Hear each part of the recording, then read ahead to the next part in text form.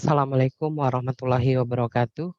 Baik, pada kesempatan kali ini saya akan mencoba melakukan refleksi terhadap pembelajaran sosial dan emosional yang sudah kami terapkan di kelas 75, yaitu tentang pembelajaran matematika mengenai bangun datar, persegi, dan persegi panjang.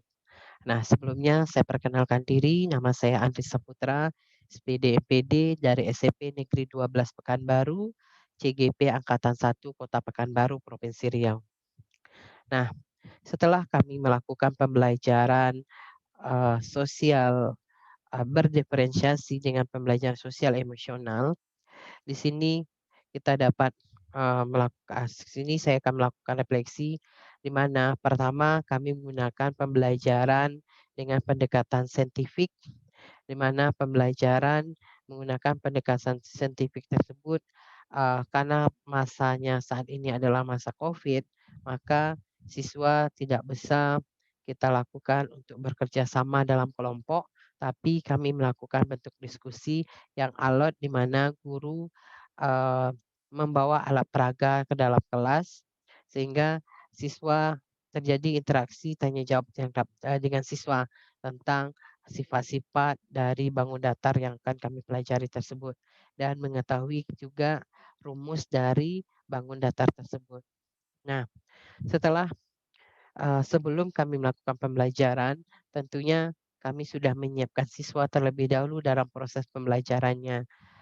Siswa sudah dipersiapkan, sudah diingatkan terlebih dahulu bahwa pada saat tatap muka, luring, pembelajaran di kelas, siswa akan belajar sesuai dengan eh, minat bakat yang akan ditentukan nantinya. Nah, setelah kami tentukan, setelah kami lakukan pengelompokan siswa mulai dari siswa tingkat bawah, sedang, dan atas. Nah, tujuannya apa?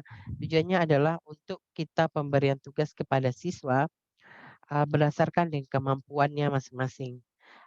Artinya kemampuan dalam bidang studinya masing-masing.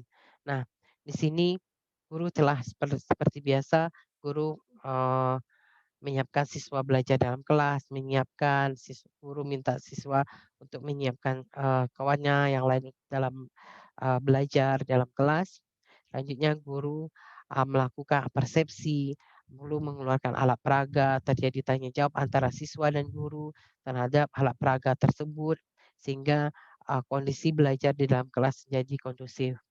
Nah, selain itu setelah terjadinya tanya jawab yang interaktif antara siswa dan guru.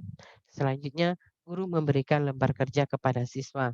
Nah, lembar kerja di sini guru memberikan sebuah soal untuk siswa, di mana soal itu adalah soal berdasarkan dari kemampuan siswa dalam menjawab.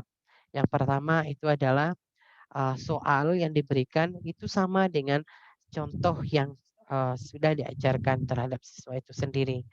Nah, yang kedua, soal yang diberikan adalah soalnya sudah dimodifikasi sedikit dari soal contoh yang diberikan terhadap siswa itu. Nah, untuk soal ketiga, yaitu soal yang diberikan adalah soal yang sudah dimodifikasi sedemikian rupa sehingga siswa betul-betul membutuhkan nalarnya untuk menjawab soal tersebut. Nah, ternyata setelah kami kelompokkan siswa belajar berdasarkan minat bakatnya tersebut dan mengerjakan soal berdasarkan dengan kemampuannya siswa itu sendiri, maka di situ kita bisa mengetahui eh, apa namanya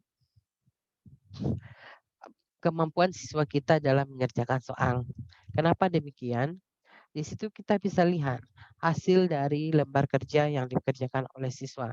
Tidak ada lagi lembar kerja yang dikumpulkan oleh siswa itu lembar kerja yang kosong. Artinya siswa sudah mampu bisa mengerjakan soal berdasarkan dengan kemampuan yang dia miliki. Nah, setidak-tidaknya dari 5 soal setiap tingkatan yang diberikan berdasarkan kelompok siswanya masing-masing, setidaknya siswa bisa mengerjakan 3 soal dari soal yang diberikan. Artinya, Di sini kita sudah bisa mengelompokkan siswa belajar berdasarkan dari tingkat kemampuan siswa itu sendiri.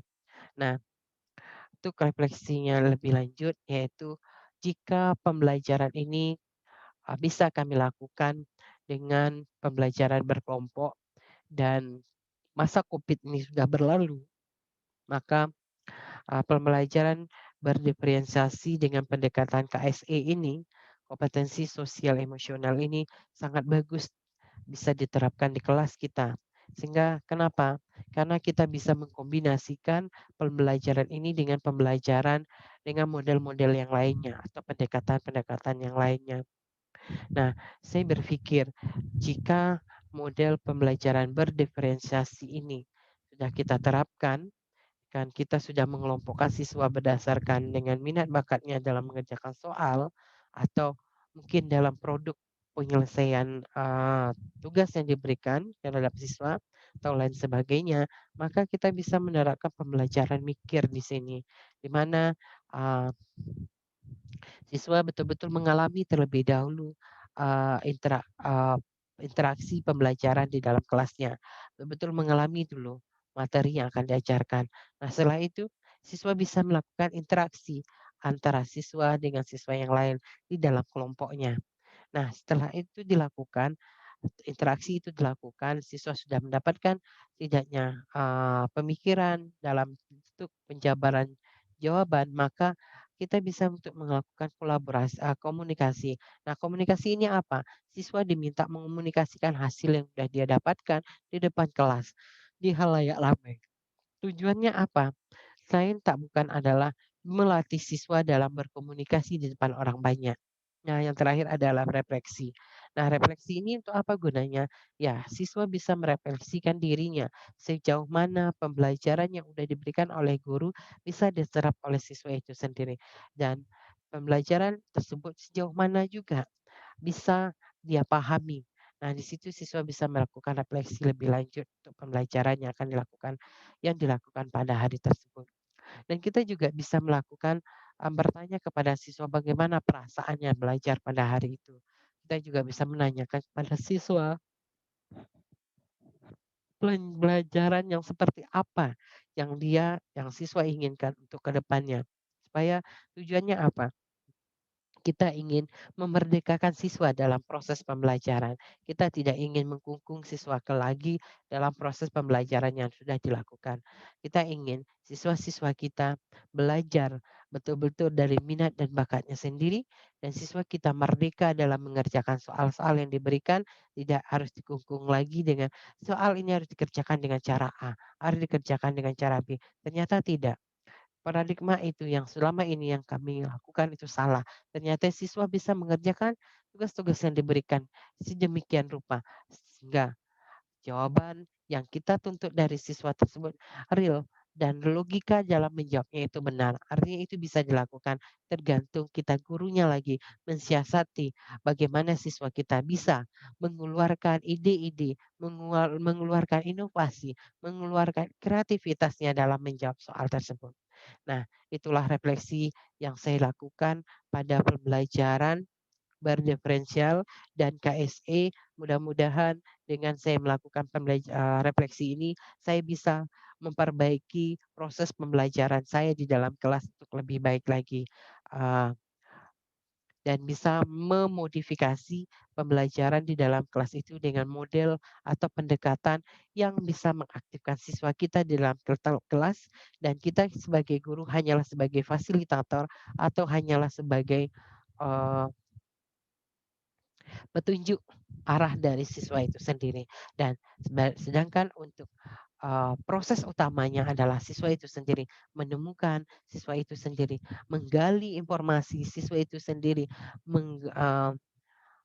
memberdayakan dirinya untuk belajar dan untuk belajar. Nah, sekian dari saya refleksi pada hari ini. Mudah-mudahan bermanfaat. Assalamualaikum warahmatullahi wabarakatuh.